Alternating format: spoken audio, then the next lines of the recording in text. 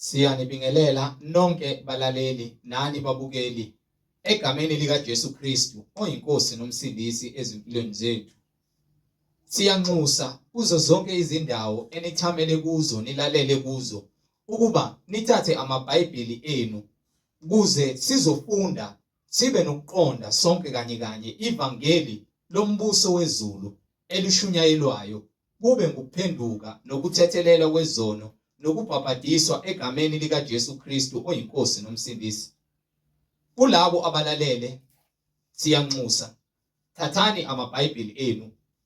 Kulabo abalalele emva kokulalela abafisa ukubhabhadiswa egameni lika Jesu Kristu yena yedwa oyinkosi nomsindisi, nalabo abanembuzo mayelana neBhayibheli, nalabo abanesambulo ubufakazi uJesu Kristu oyinkosi nomsindisi esekunikezile ubufakazi ukuba uthule kuzo zonke izindlebe ezilalele eziyimisele ukuze eqinisweni nasebungcweleni ngobufakazi bakho ukuba nixhumane nathi kule mininingwane esizoyishiya njengamanje. Ngizoqala nge-email address ethi izwilenkosi.ujesukristu@gmail.com, izwilenkosi.ujesukristu@gmail.com, no my cell phone number, no my WhatsApp number la ningakwazi ukuxhumana nathi khona ethi 066 566 9245, 066 566 9245. Izintumayelo nezimfundiso ziyatholakala zonke ku-YouTube lapho ongahlala khona phansi uphethe iBhayibheli lakho ulalelisise uhlolisise imibhalo nathi ukube ngabe lokhu okuzwayo kuyafakazelwa yini imibhalo engcwele. Ku-YouTube uzosearcha uthi izwi lenkosi uJesu Kristu, izwi lenkosi uJesu Kristu. Ungakhohlwa ukusubscribe, ungakhohlwa nokupressa i-notification button ukuze ngaso sonke isikhathi uzoyithola izimfundiso eziphilileyo ngaso sonke isikhathi lapho zi-uploadwa khona ezisiholela eqinisweni nasebungcweleni. Ungakhohlwa ukusharisha i-link nezihlobo zakho nabo bonke abantu obaziyo, ikakhulukazi bonke labo ohlanganyela nabo ngaso sonke isikhathi manihlanganyela nithi niyakholwa ukuthi uNkulunkulu udalile izulu nomhlaba, nifakazelana ukuthi niyakholwa ukuthi uJesu Kristu uyinkosi nomsindisi empilweni zenu, ukuze wonke umuntu ahlolisise imfundiso asuke ifundisa nasuke eshunyayezwa kube ngabe iyafakazelwa yini imibhalo engcwele. So ku-YouTube izwi lenkosi uJesu Kristu uzosharisha ilinki nabo bonke abantu baziyo, izwi lenkosi uJesu Kristu. Ake sigobise amakhanda, sivala amehlo, sikhuleke kuBaba wethu osemazulwini. Baba wethu osezulwini, malingcweliswe igama lakho Nkosi uJesu. Umbuso wakho mawufike, intando yakho mayenziwe emhlabeni njengasezulwini. Usiphe namhlanje isinkwa sethu semihla ngemihla. Usithethelele amacala ethu njengoba nathi sibathethelela bonke abasonayo. Ungasingenise enkingweni, kepha usisindise kokubi, ngokuba umbuso ungowakho namandla nenkazimulo uJesu Kristu uyinkosi nomsindisi. Amen.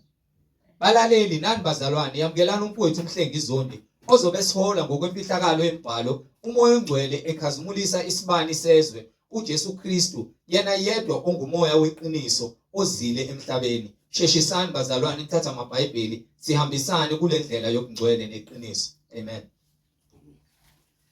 Ngibingelela bazalwane egameni lenkosi uJesu Kristu umnini mandla onke, inkosi yokuphila, inkosi yenkazimulo, yena ongenasiqalo nongenasiphetho, okonke kuvele ngaye.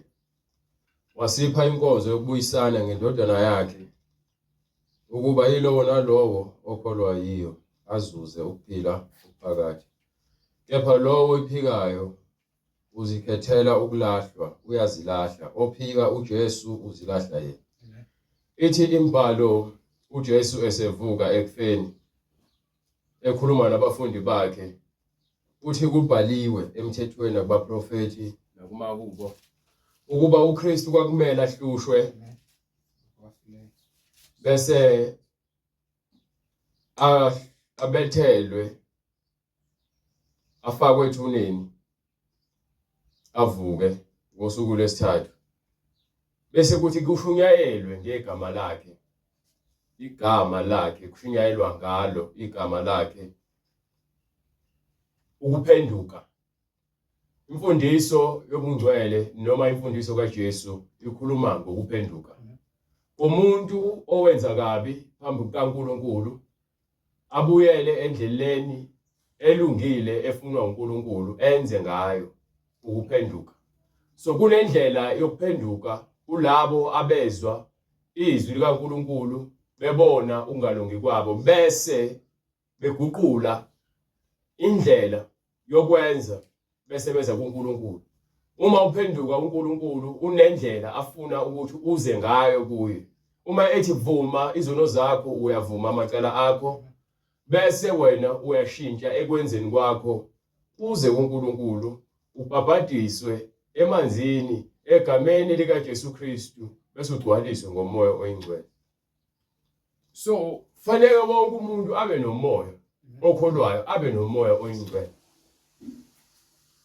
Kulo mngcwele lokho uJesu uthi befundisa kwincwadi kaMathewu sasihloko 5 sukela kuverse 3. Izinto ke lezi eziya kungenisa embusweni kaNkulunkulu. Uyakungena ngamasango ithi incwadi yamahubo sasihloko 22 verse 14. Incwadi yamahubo verse 14 and 15. No, incwadi ngiyaxolisa yamahubo ngwazi kwathatha. Ngike incwadi yesambulo. Incwadi yesambulo sasihloko 22 verse 14, 15 and 16. Babusisiwe abahlanza izingubo zabo ukuba So, babusisiwe abenza njani? abahlanza izingubo zabo. Akhulunywa ngale ngubo zigqokile njengamanje. Akhulunywa nge-night dress, akhulunywa ngama-pijama, akhulunywa ngama-jumpsuit. Akhulunywa ngengubo kamoya. Ngubo kamoya. Yazi ingubo kamoya. Abantu abangazazi izilimo zikaNkulunkulu bayathuka. Khona ingubo kamoya. Ingubo kamoya ulimi lwasezulwini lona. Yabo nje wayethi babusisiwe abahlanza yini? Izingubo zabo. So manje ngine washing, ngiwasha ingubo zami, ngiwasha izingubo engizigqokayo. But uma sengigezwa ngokamoya, sekuyinto leyo eshoyo ukuthi khona ukungcola kumina. Ngegezwe ngensipho nangamanzi, kepha kugezwa ngomoya. Yabona izwi engilikhulumayo njengakwena manje. Awuliboni, kepha uyalizwa. So izwi leli engilikhulumayo melifika kuwena lithola indawo enhlizweni yakho, liguqula indlela ocabanga ngayo, liveza ukuthi wena ngaphakathi awulungile. Ushintsha esenzweni sakho esibi bese uza endleleni efanele. Usuguqukile indlela yakho ngenxa yani yezwi. So uma ukuthi umuntu ubentshontsha noma uyafeba nomqambamanga umtshela ukuthi hey akukho right untshontsha. Ungathanda umntshontshelwa athi cha. Uyamazi uNkulunkulu yebo. Mazi kanjani? Ya uNkulunkulu wasidala. Mawubheka umuntu mekwakha mekuthiwa uNkulunkulu wasidala. Wavele wasidala washiya kanjalo nje. Wathi iziboneleni. Wathi intshontshelana nani? Bulala nani? Qambelana namanga? Febela nani? Cha uNkulunkulu wasitshela ukuthi ungantshontshi. Ungaqamba amanga. Ungaphingi. Ungamzondi umunye umuntu. Ungahlebi. Yebo uNkulunkulu usinikile indlela yokuphilisana neyokuphila. So wena mawuntshontsha ke uyathanda umntshontshelwa cha. Uyathanda uqanjelwa amanga cha. Uyafuna khethwe ngawe cha. Uyafuna ukubulawa hayi angifuni. Yabo mase kuzamaza ngomhlaba. Kuwa amatshe emhlophe amatshe umlilo ezulwini. Abantu bangafuna ukuyoqasha ukhomba kusaba ukufa. Yepha abantu banesibindi sokubulala abanye abantu. So ngikhuluma ngezwi ke mina likufika wena wenza zonke lezi zinto uNkulunkulu angazifuni bese ke kuwena liyaguqula ingqondo yakho. Likufika wenza into embi. Izwi engilikhulumayo eliphuma kuNkulunkulu. So lezwi lelimefika kuwena likufika liguqula kuleso senzo sakhe esibi likubuyisela endleleni ukuthi wenze kahle. Thiwa liyageza ukuba wena ungcolile ngani ngesenzo esibi. So isenzo siyagcolisa. Izwi likaNkulunkulu liphilile linamandla liguqula imidlinzo emibi yomuntu ofuna ukulunga. Limgeze ekungcoleni kwakhe ukwenza isono ufana nengulube egcwele udaka ehlala udakeni. Uma kukuthi ubukhuleka ukhonza wena wase wona wena uyinja ngokomfanekiso efike yaphalaza yabuye yazodla ukudla okuright ithe bese ibona ukuthi hayi yona ikuthandi lokudla lokho yaphinda hamba yodla umphalazo wayo. Umuntu ke okuthiwa uthe eselazi iqiniso lamgeza ade eyingulube egcwele udaka yena bese ahamba aphindele esonweni ufana nengulube efike yagezwa maqede yabuyela kuphi udakeni. So sikhuluma ke imfihlakalo kulabo abambulelwe ngokamoya ukuthi uma sikhuluma ngokuthi izwi likaNkuluNkulu liyageza njengoba lithi babusisiwe abahlanza izingubo zabo ukuthi babusisiwe abantu abaguqula ngoba ugqoke ingubo yesono engcolile. Ingubo noma ngabe kuthiwa beyimhlophe kepha umeke wona ingubo yakhe yangcola. Isono ububi benhliziyo bungcolisa umoya wakho ukuba njengokugcwala kwenhliziyo yakho nomlomo wakho uyakuphimisela izinto ezisenhlizweni yakho. You understand? Ubona umuntu ezingaha ungangijwayeli kabi lo muntu lo unomoya wokucasuka nomoya ongakwazi ukulalela nokubekezela abanye abantu nokucabangela abanye abantu. Usheshe adinwe mesakhuluma noma kanjani athuka inhlamba umunye ufuna ukushaya ngoba indlela abona kuyiyona isolution ukuthi aveze intukuthelo yakhe ngokuvela shaye nje engazange azakhuze engazange azaxoxe. Ukuba yini ngaphakathi enhlizweni ugcwele intukuthelo eyisimangaliso mhlambe la ushaywe kakhulu. So ubona ukuthi indlela yokunaye axazulula inkinga ukuthi aqhumise uswazi noma impama noma akhiphe umbesa gwazi umuntu. Kunabantu ababulala abantu abangasathandi ngenxa yokuthi lento yobubi seyuyena ngaphakathi. Yayizolo nto leyo. Yabona ngikhuluma ngomuntu odla izidakamizwa. Ngiyazi mezibuko esibukweni akazithandi. Kepha automatically isidakamizwa uyahamba wesifuna. Khona simenza azinwaye aloke engafuni ukuxupha angafuni ukugeza kepha ufuna le yanto ezomdakwa imizwa ukuba seyikuyena seyiyambusa.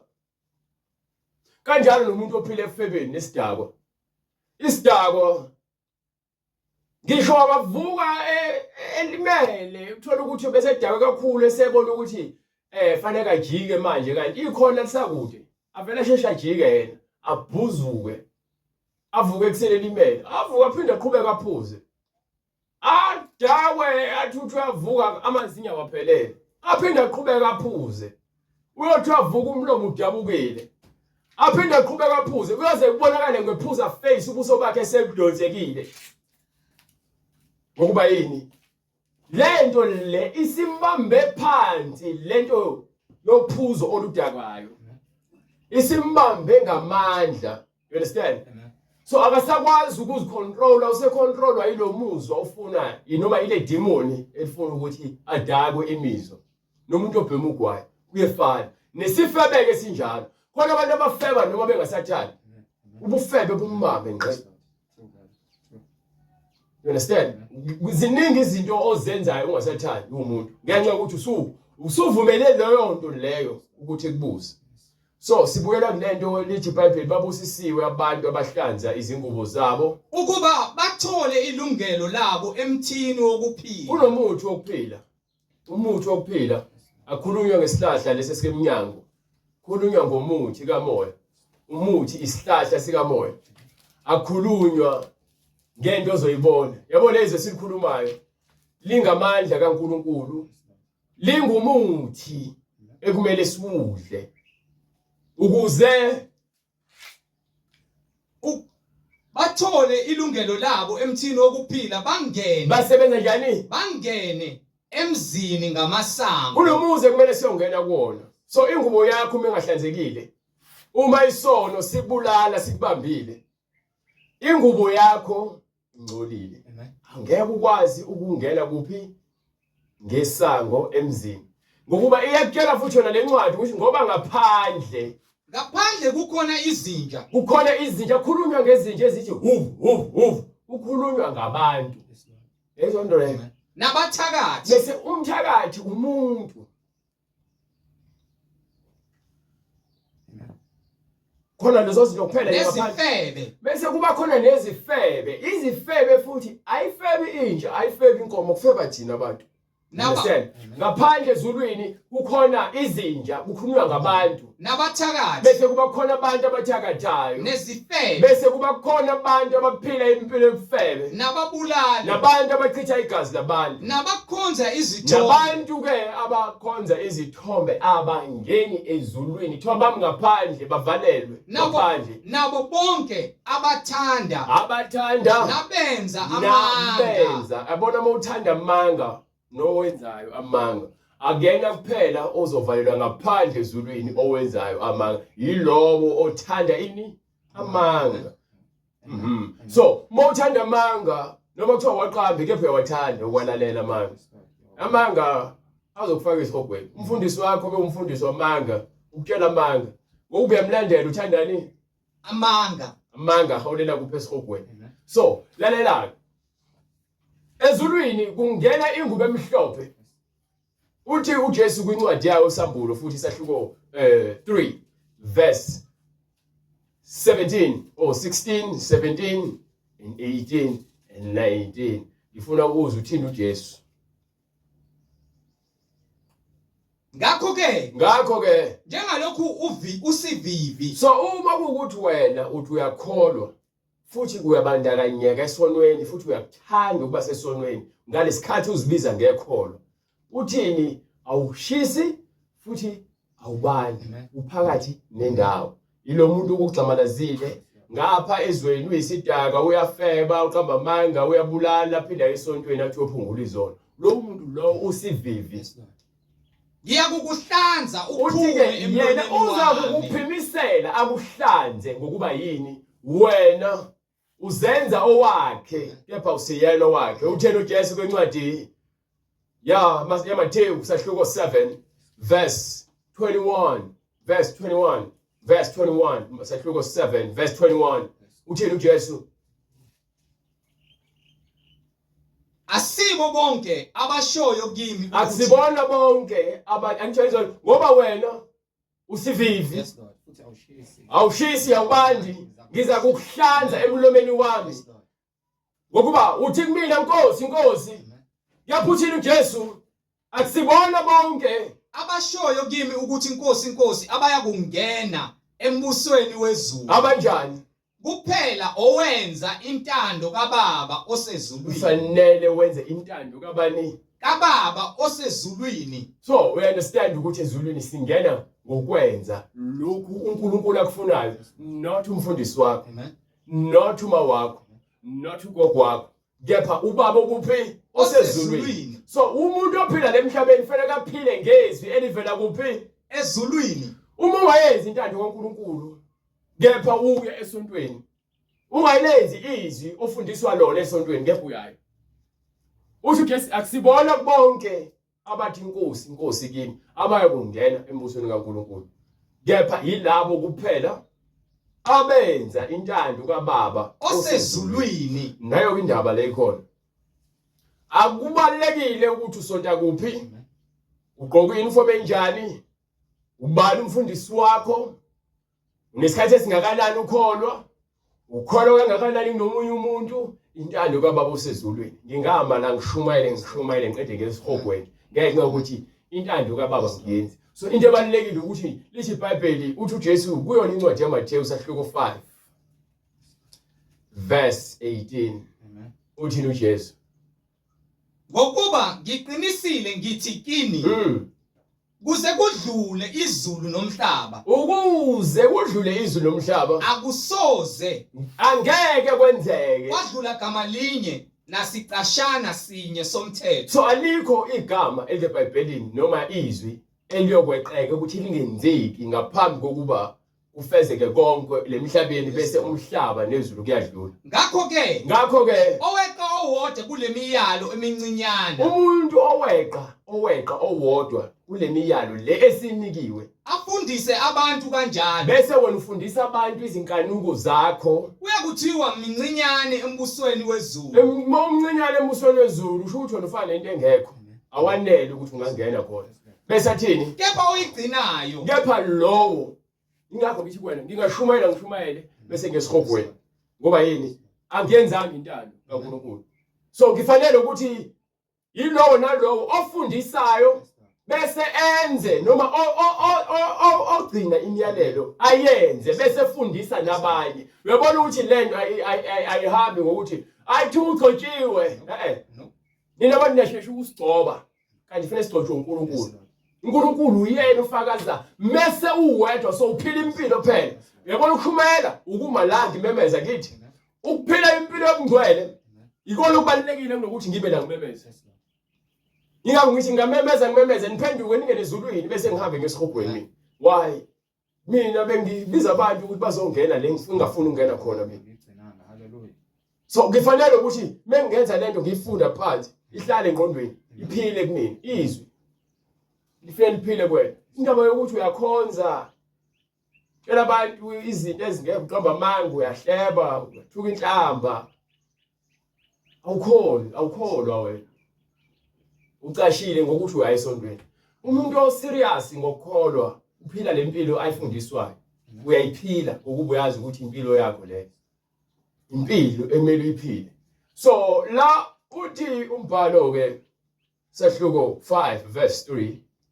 Babusisiwe abampofu emoyeni. Ukuba mpofu emoyeni akufani nokuba mpofu enyameni. Ukuba mpofu enyameni ungabi nakho ukudla ebhodweni, ungabi namali ephaketheni, ukuhlala endlini nezimbobo. Ungabi nambhede, ungabi nazo impahla, ukuba hlwempu kwasenyameni lo. But ke uthi uNkulunkulu la ukhuluma ngokukamoya. Babusisiwe abahluphekile kuphi kumoya. Ngokuba umbuso wezulu ungowabo. Angithi lemhlabeni mawuhluphekile ufuna ukudla kithi. Bekuthiwa nayi ichange ukuthi uthola imali uyahamba uyosebenza kithi. So kanjalo kumoya embusweni kaNkulunkulu. Abantu abahluphekile emoyeni, abantu abafuna ukulunga. So mekuthiwa nakho ukulunga kuyalethwa uyahamba uyozitika. Njengomuntu othi mehluphekile umthathu uzombeka etafuleni khona inyama, iburger, ichicken, ipizza, wasani emnandi. Umbekele la unako. Ungambuka indlela adla umuntu osegcine mhlambe 4 days engadi. Umbekele ukudla la. Angadla noma esesuthu athi mhlambe lokudla ngeke ngisakuthola. Yosel. So umuntu ungena khona olambile kamoya. Uma ezwa amazwi okulunga wenza njani? Uyawalandela. Awafune, afuna ukuthi ahlezi ewezwa futhi ahlezi ewadla. Nginabazalwane abanye abaphila lo mpilo ukuthi engathi kahlezi ngikhuluma nawe ndodana. Engathi ngahlezi ngikhuluma nawe mfowethu. Yini? Amazwi esiwakhulumayo sikhuluma amazwi okuphila. Asihlangani ngamagama abantu sisizakale ngokuhlupheka noma ngezinsizi zabanye abantu noma nje ngokuzitshela ngabanye abantu. Sihlangana ngokuthi uma sikhuluma ungumzalwane noma kuthiwa ngiyakuyala ngisuke ngikuhlukumezi. Ngisuke ngikukhombisa ukuthi kunendlela eright yokuphila ekumele sihambe ngayo. Kunendlela yokuphila. Amen. Indlela yabona impakamo lokuzibona ukuthi ungcono wena. Yabona lento yonke into uyenza ibe ngawe. Ukufake lokho. Ukuba ngeke uzumcabangele omunye umuntu. Ukubona ukuthi wena kuphela obalekile. Iyona into ebulala odade wethu emabandleni, iyona into ebulala abafowethu emabandleni, iyona into ebulala abafundisi. Abafundisi abangafuni ukucorrectwa nokulungiswa. Ukuba yini basaba amehla abantu ukuthi bazobukeka njengabantu engathi abazilutho. Mongaza wazi. You understand? Yes. Kuza umfarisi uJesu. Umuntu ofundile uJesu uNicodemus. Kuza umfarisi uJesu. Ebusuku. Uyanyenya. Eze kuJesu ngasese abashiye uzakwabo. Rabi, uzothi Rabi, siyazi ukuthi ngumfundisi ovela kuNkulunkulu. Nayi ngokumehluko lekhona. Mesafika kuJesu usethi siyazi kepha bayamphika abafarisi nabaJuda uJesu. Ngumeme bodwa bayavumelana ukuthi ngempela uyena lo. Kepha umona ngokuba bona sebengenwe umoya wokuthanda imali babamba inkunzi abantu ngeminikelo ngokweshumi yilokhu yana nalo bafuna lezo zinto nalokuthi bahlulele ngomthetho ngoba bazizwa bebakhulu ngomthetho. So meme bonke bayavumelana noma ngabhaliwe kepha uma ethi siyazi ukuthi wena ungumfundisi ovela kuNkulunkulu ngokuba akekho umuntu ongenza lezi zibonakaliso ozenzayo uma uNkulunkulu engenaye. So uJesu uNkulunkulu uphila kuyena ngokuba mefika umuntu egula ebeka isandla uyasindiswa. Uma uJesu efika umuntu evaleka amehlo ukwazi ukumvula amehlo. Mefica umuntu efile ukuze khazimuliswe asidumise uJesu inyama. Sikhuluma ngamandla uJesu ayewaphethe uNkulunkulu ewafake kuyena. Ingakhe ebiza uLazarus ekufeni. Athi Lazarus woza. Emva kweinsuku ezu4 uLazarus efile. Ambize uJesu avuke. uJesu umntathe nokhwekhe alicommand noma aliyalele ukuthi liphele. Dlula isandla sakho. Umuntu emfice egula ebanjwe ukufa iminyaka ewu38 engakwazi ukuhamba. Athi thatha uhlaka lakho usukuma uhamba. Alithatha sukuma hamba. So uJesu inyama, uJesu ayisakhi inyama.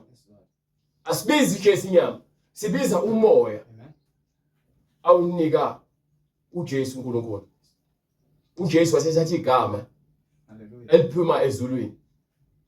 So kulento le esindlalelwe ngoJesu imfihlakalo ngeke uzuyiqonde unless wena uNkulunkulu ubizile ukuthi uambuleleke ukuthi uJesu bani. So uJesu uyindodana kaNkulunkulu ngokwenyama. uJesu ngumprofeti yebo. uJesu ungumpostoli yebo.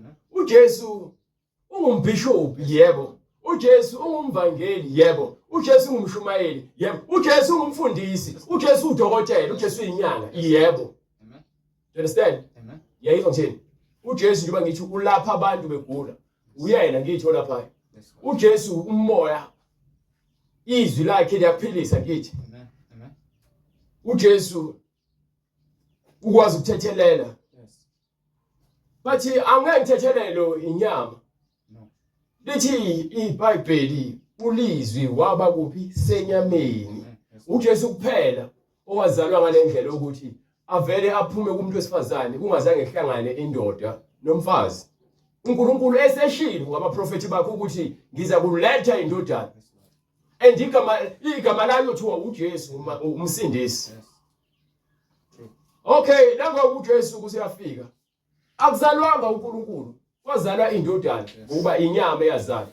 Wonke umuntu osenyameni uyindodana. Wonke umuntu oyinyama uyindodana kaNkulunkulu. Kepha uJesu uyindodana kaNkulunkulu ngamandla kaMoya. Ukuthi wakhe uNkulunkulu yedwa. So uyena kuphela owekwazi ukuthi ubaba okimi. Ukuba akayena yena ubaba. Kepha ubaba usenyameni. So legama lale nyama ibizwa ngobani? uJesu. So manje uma uJesu ezalwa kuzalwa indodana. Njengokwesivumelano nangesiprofethi sikaNkulunkulu. Manje uJesu uma efundisa, ufundisa akafundisi into ayicabangayo. Uthi njengokuba lapha kwincwadi yaJohane sahluko 5. Sahluko 5. Incwadi yaJohane sahluko 5. Sahluko 5. Ngisahluko 8.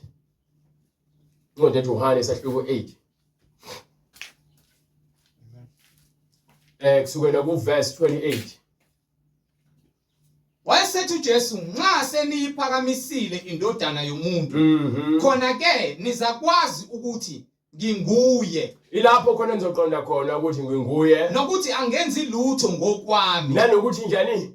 Angenzi lutho ngokwami. Angenzi lutho ngokwami. Kodwa ngikhuluma lokhu njengokuba ubaba engifundisile. Uyamuzwa ukhuluma ngobaba.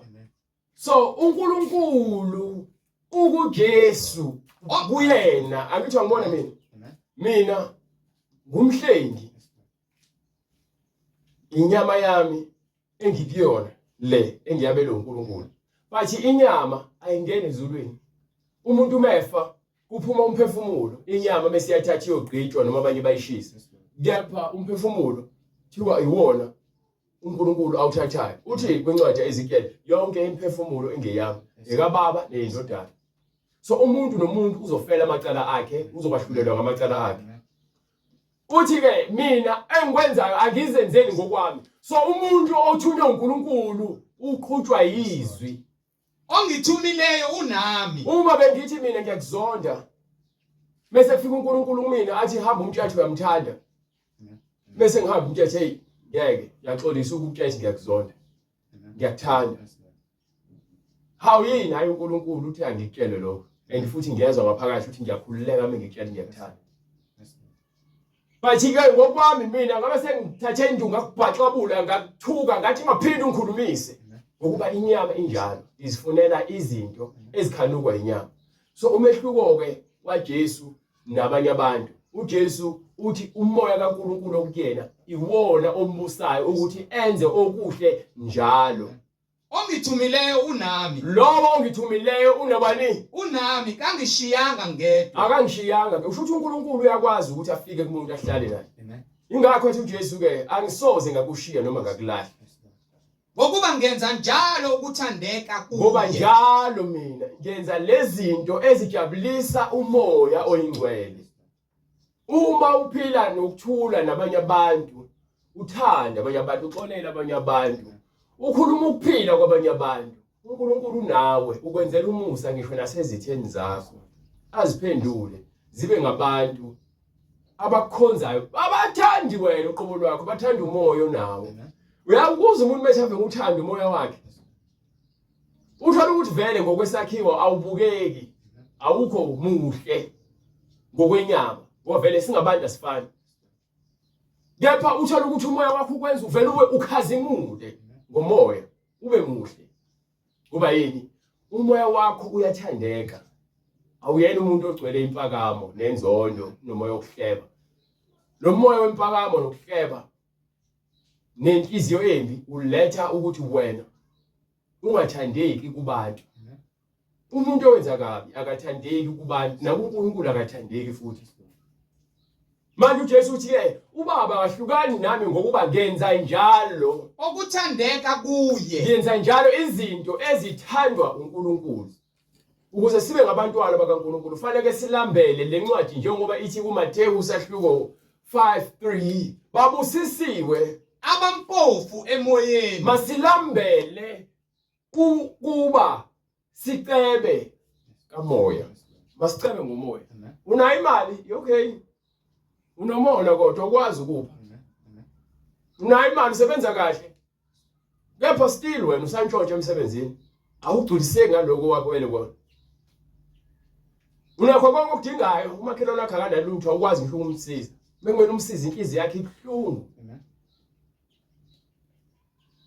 Uqabile unazo zonke izinto lemhlabeni kepha ngelinye ilanga ziyofakazela wena ububi bakho phambi kwaNkulunkulu ukuthi wena ubunenhliziyo elikhulu.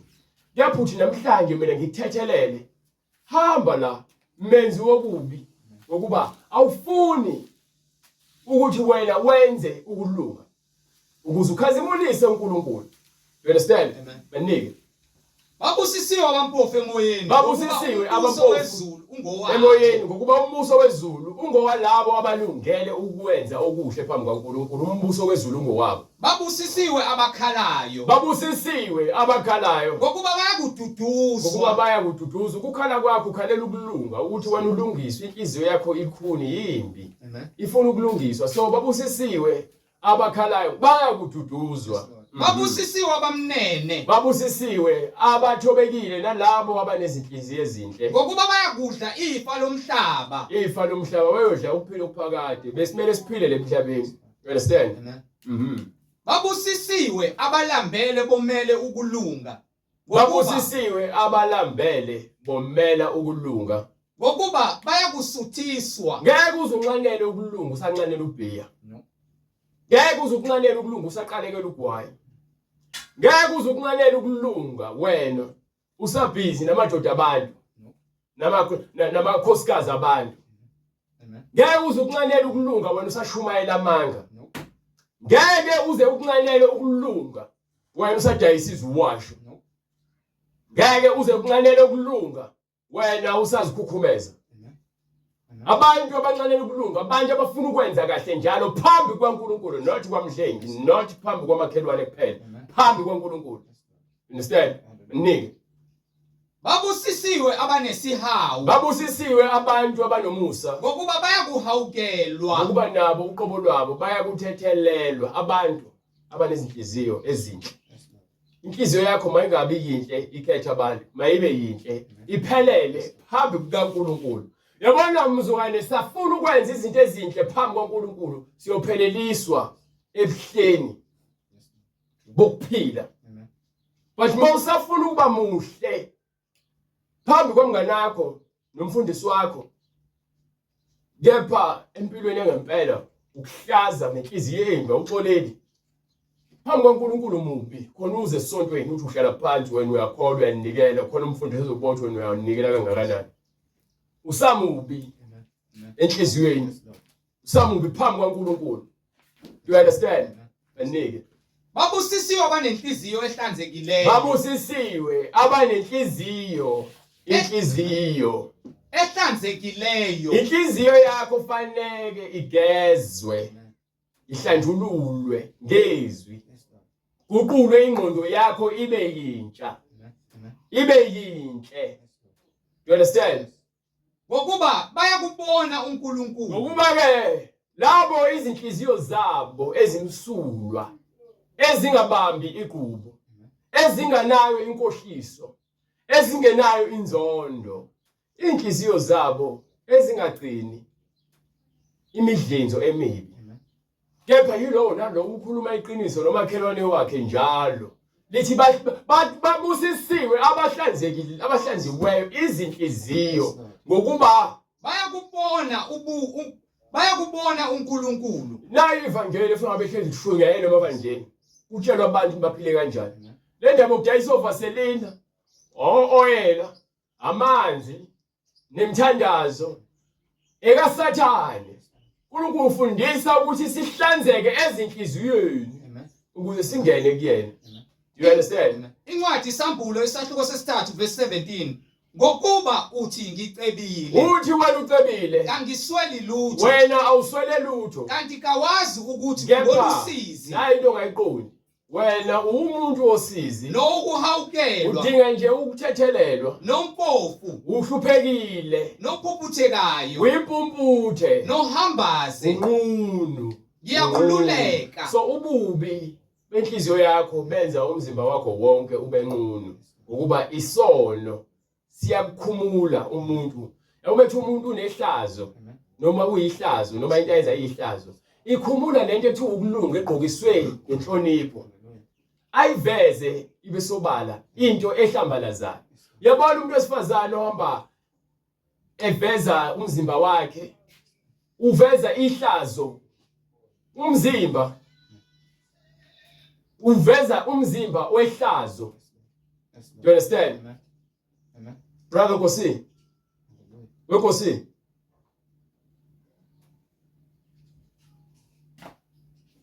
Bafo niyasiphazamisa. Babusisiwe abalamulayo ngokuba bayakuthiwa abantwana bakaNkulunkulu.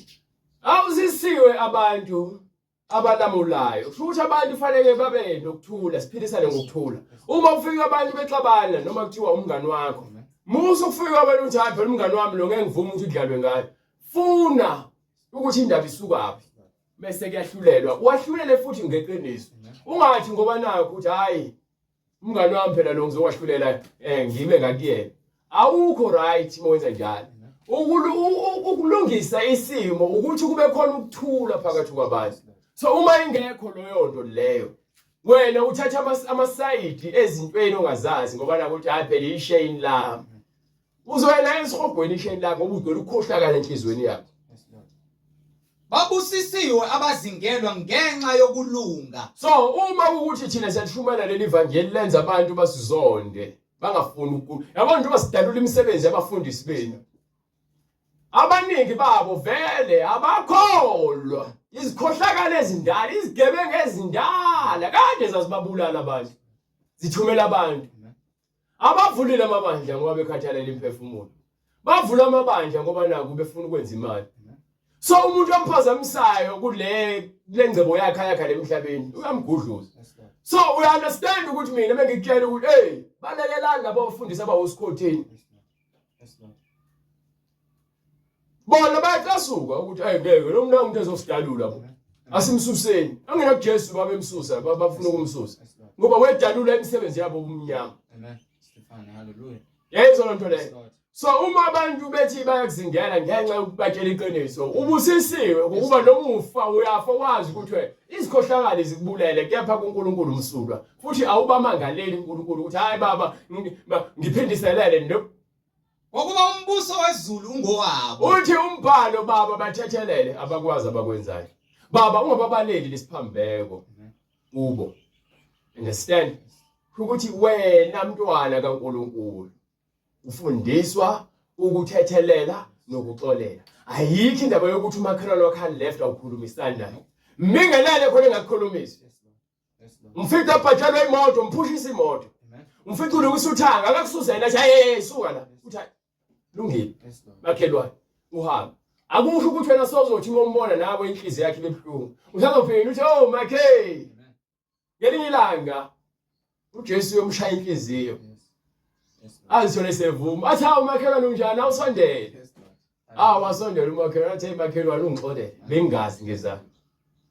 Yapho kuba wena uqhubekile wafutha nawe isifuba nezidlathi waqhumba.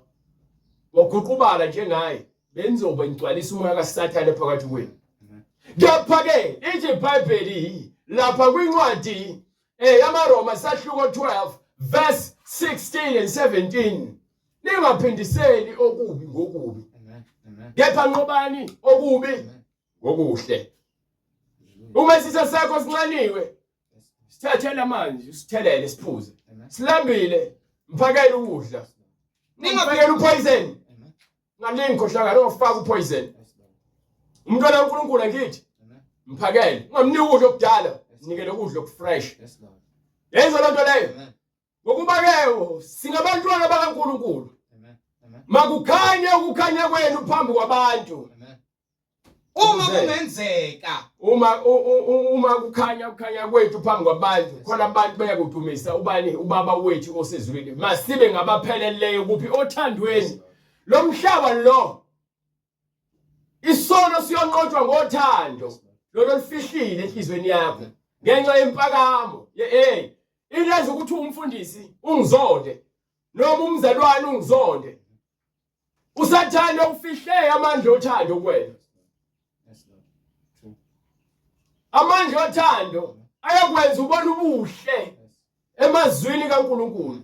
Yes. Wenze uNkulunkulu wakuyalalile uze uthando lweNkulunkulu ukuthi unjani. Amen. Mzukwane waqala wakhipha nomoya wempakamo enhlizweni yakho. Wenza intando kaNkulunkulu. Kuyasetshenzela ukungcwele. Kudinga ukuthi wena uzithobe ngokuba inyama igcwele impakamo. Yezwa lonto. Hallelujah. Hallelujah. Inyama igcwele impakamo. Amen. Inyama iyashesha ubhoreka into elungile. Ifuna izinto ezojabulisa. Understand? Yazi ngithi bese ngidlile ngithi yazi ngidlile ngisuthi akusamnandi bese ngidlile. Kepha beke emlomeni kumnandi, ngisho ukucabanga kumnandi. Bese ukudlila akusemnandi manje. Sawusuthi manje solo kuphaquza manje usakwazi ukuhlala kahle. Isisu sigcwele manje. Amen. Amen. Ngokuba yini? Inyama izinto iyazithanda. Kepha yanele. Kunezinto ezimnandi nge-taste. I-taste, khona i-taste yokubuka. Moyongena esitolo, uthanda impahla ethize, i-taste yokubuka leyo. Uthi moyibuka leya taste uyimagine soyigqokile. You understand? Amen.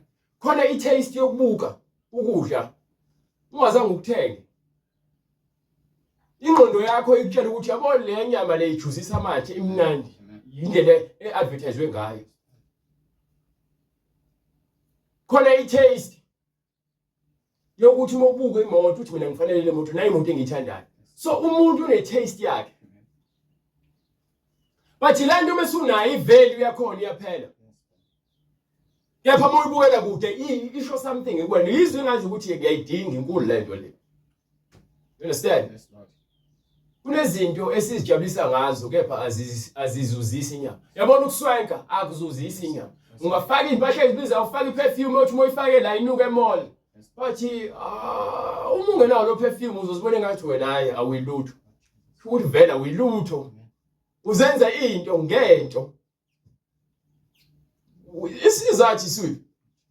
Yabona umphila impilo ongcwele anginayo iperfume. Yes, Lord. Ngandele, ngi right. Amen. Oh, angiphi mina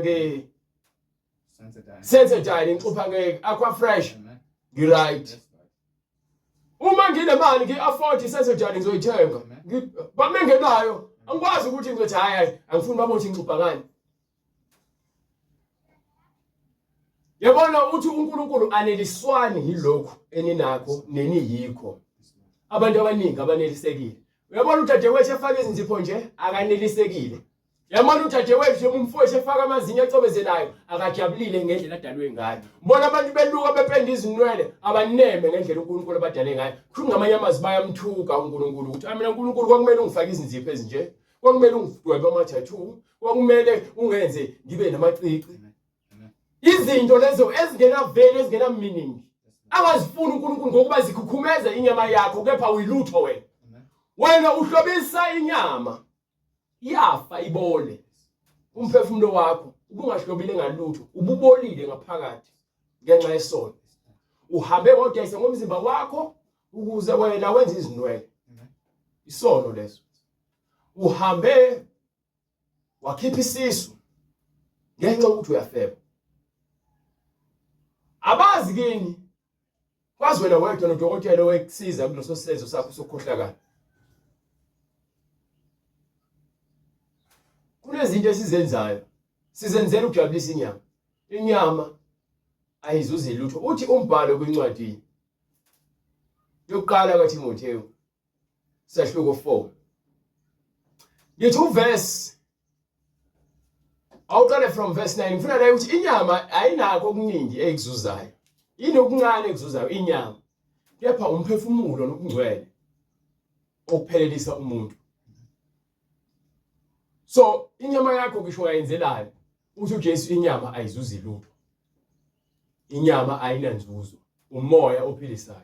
So lamazwi okuphila uma engaphili kwena ufile uhamba.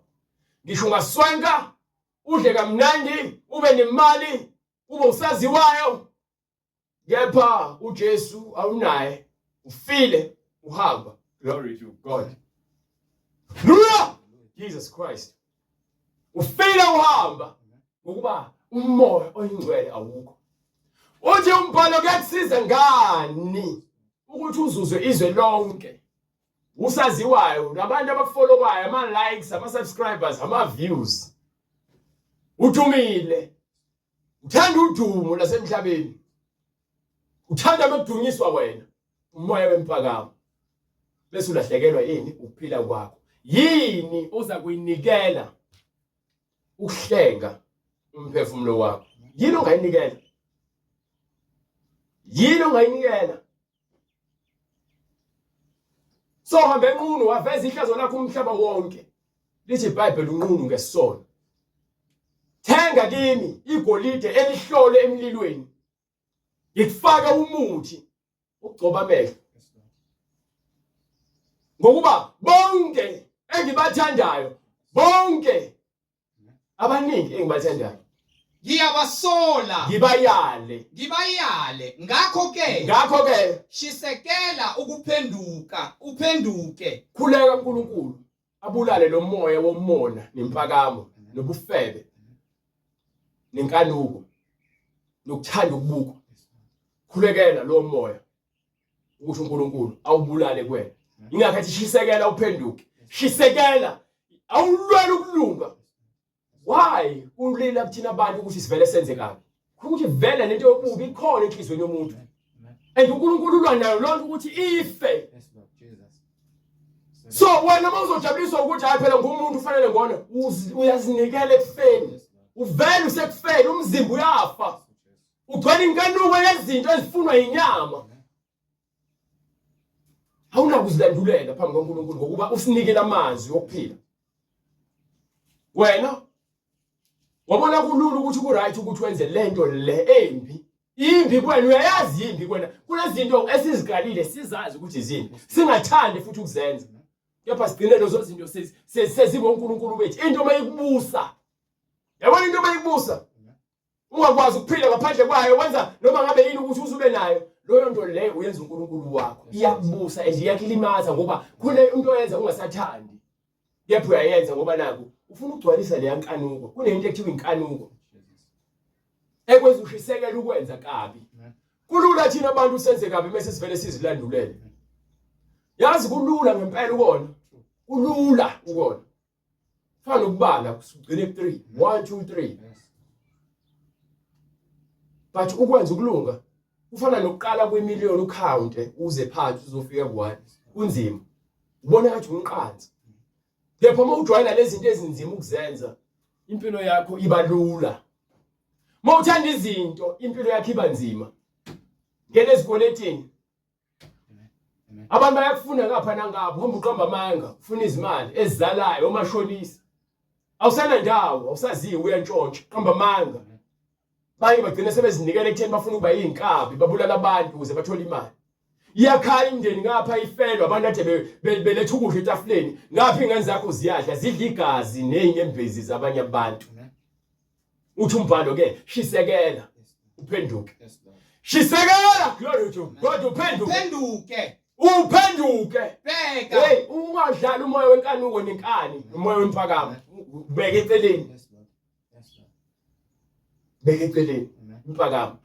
Anyeke ukuzigqabisa. Hayi mina phela ngumfokazi zonke mina nginondaba ngiyaziwa mina ngeshaya indoda. Umphakamo le. Hayi mina ngisoka mfana. Ayikho ingane engayikaze ngilali nayo. Umphakamo. Sathana ukuphakamisela emphakameni ukuthi uzibone uyisikhokho. Ubizwe njalo uthi yabona ekhuluma kumhlengi ayikhuluma yinja kumhlengi mfana isincede mfana inswembu. Iyakhukhumeza lo nto le. Futhi baba wakhe yabona baba wakhe mfana weshaya. Ayina ufuna ukushakwa sani ke lapha. Umoya lo uyawufakwa lo moya yayizona lento le. Ngokuba yini abantu usathana ubenza bakukela izinto ezokhukhumeza. Azinyama Lord Jesus. Ulahleke. Baba wakho isigebengu. Wembona naye usephathe imbese. Kepha kukusho kwesibhedlela. Hayi bamgwazile mfethu ngambona engeke akwazi ukuphinda aqondise ingane. Eyifana ngambona ngeke aphinde ahambe indlela abamenze yona. Yini uthathe umbese wenza uNkulunkulu wakhe. Wabhayiza wahlangana nabanye bamenza lento aphethe uNkulunkulu wakhe. Bamgwaze into ongayazi hlale kulitsho nomphelo yakhe. Seyakhuluma yonke ilanguage nolimi lobukhotheni nokuba isigebengu ehleli kwe-wheelchair. Mawukuthi ngempela uyi-starring. Why njalo impilo yakho iphetha kabuhlungu? Ijele, ukukhubazeka, isibhedlela, ukuhlanya, ukufa. Kabuhlungu. Bayakusaba abantu abahloniphi. Umehluko phakathi kokusakhe nokuhlonipha mkhulu kakhulu. Abantu abakusabayo bakahleka bavezele emhlathi phambi kwakho. Mekwabheka le bancaphe. Meke kwenzeka into embi kuwena bathi aphumula mfana. Hey, ucabanga umzali wakho uzofa athi ngiyabonga uNkulunkulu wazwangiphumuza umthwalo. Bese ngikhathele. Cabanga umzali wakho usejela athi angingisho umbona ngiphumule. Umuntu ohlonishwayo uyakhunjulwa engekho, uyathandeka eqhamuka noma eflathela uyathandeka. Yini? Uthando nokuhlonipheka ukudlela phila ngayo nabantu. Uthando luyinhlonipho. Hayi umzenzisi impilo emnandi. Understand? Awubalike incwadi ezenje ithini? Babusisiwe abahlanzekileyo ezinhlizweni zabo. Bayakubona ubuso bukaNkulunkulu. Ngilwela ukuthi nami ngelinye ilanga ngibone ubuso bukaNkulunkulu. Ngiyafisa ukububona. So inhliziyo yami le engumkhohlisi ithi zonke ubright. Ubright mawufunda njalo la uyakuphazamisa. Uvela buyabanjwa amalimi. Manje mina bese ngizonda ubright ke manje na ke ngiyashumayela lana ke ubright inhliziyo yami ayikhululekile. Ngiyaphakathi esihogweni kaMalengiso. Khona eshumayela memeze. Ethi glory to God. Unganqotshwa ngokubi kodwa nqoba okubi ngokubi. Funda ukuhlambulula lenhliziyo yakhe elikhulu. Elikhulu inhliziyo. Ngiyakutshela mina ngisho ingane encane. Uyibona isikhala sisikhathi. Yini? Lo moya lo kuyingane iyafuneka ifundise ngesikhathi ukuthi ingabi nawo lo moya lo. Ugotsha usemanzi. Khulisa ingane yakho ngendlela ekufanele ibe yiyo. Ukuze bese ikhulile. ingane ungayishayi njalo kepha ifundise bese uma yona yazi ukuthi nasi isigwebo ngiyashawa-ke la ngoba ngonile leyo nto leyo but uthando lokufundisa lunamandla ngaphezu kothando lokuthanda ukushaya uthando lokufundisa fundisa udinga isineke ukubekezela nomusa uJesu weza ngomusa ngesineke wazofundisa waze wafela ukufundisa ukuze sikhombise amandla okulunga ukuthi angakanani asindiswa ngomlingo sisindiswa ngomoya wokulunga uthini umbhalo phendukani iloyo naloyo nalowo fanele abhaphathiswe egameni lika Jesu Kristu kukho ukuthethelelwa kwezono zenu khona niyakwamukela isiphiwo sikamoya oyingcwele ngokuba isithembiso ngesenu nasabantwana esabo bonke abakude bonke inkosi uNkulunkulu wethu eyakubabiza wamemeza wafakaza ngamanye amazwi amaningi wabayala wathini zisindiseni kulesizukulwane esiphambeneyo zisindiseni kulesizukulwane esiphambeneyo zisindiseni asike sisukele ukulunga silambele ukulunga phambi kwaNkulunkulu ukuze sibonane noNkulunkulu ngolunye usuku uJesu uyeza hayi uyena ozayo uthi uza ngamafu abambonayo ethathwa yifu ithi-ke iBhayibheli uza ngabo uzohlala isihlalo sakhe sobukhosi senkazimulo aqoqe zonke izizwe Shembe Marom Muslim Mormons Hindus Juda akubeke phambi kwakhe bese yahlukanisa uyena ozokwahlukanisa ukuthi obani ngempela okungabakhe lapho ke kuyocaca ukuthi ngempela ubani okhonza uNkulunkulu ngokomoya nangokweqiniso Jesu Kristu inkosi bonke abantu abafuna ukubhaphathizwa asebefinyelelile eqinisweni siyacela ukuthi nisithinde kule mniningwane le oyibonayo kwi-screen uNkulunkulu ethembakele uza kuyazi indlela ukuthi sifinyelele kwena kulabo abasalindile ukuthi bangene emanzini siyacela futhi sibekezelele nibe nisikhulekisa ukuthi uNkulunkulu akufeze konke okusenhlizweni yakhe ngamandla akhe kuze kube ukuthi kuyafezeka konke siphinde sibonane uNkulunkulu evumile ngomgqibelo ntambama ngamandla akhe nangomusa wakhe uJesu Kristu inkosi ixoziva lomkhuleko bhuti Baba egameni lenkosi yethu Jesu Kristu siyabonga baba wethu sezulwini wena Nkosi uJesu Kristu moya weqiniso wena onamandla Nkosi ukugcina bonke abangcwele bengasoleki benganasici Nkosi kuze kube usuku lokukhazimuliswa kwakho Nkosi uJesu Kristu lapho uza khona nezingilosi zakho uzokwahlulela Nkosi bonke abaphilayo nabangasekho egameni lakhe elihle thatha udumo nenkazimulo ugcine Nkosi bonke abangcwele abahlezi abahamba phambi kwesihlalo sakho sobukhosi ngongasolekiyo Nkosi uJesu nalabo Nkosi abasahlubuka nabaselalelayo emseni ongaka osenzele wona singabantu bakho siyakhuleka Nkosi uJesu Kristu ukuthi uzubagcwalise ngothando lwakho oludlula Nkosi ukuqonda komuntu egameni elihle lenkosi uJesu thatha udumo nenkazimulo ngokuba wena wedwa uthembekile Nkosi uJesu wena wedwa uyinkosi nomsindisi egameni lakhe elihle baba wethu sezulwini egameni elihle lenkosi uJesu Kristu manje naphakade amen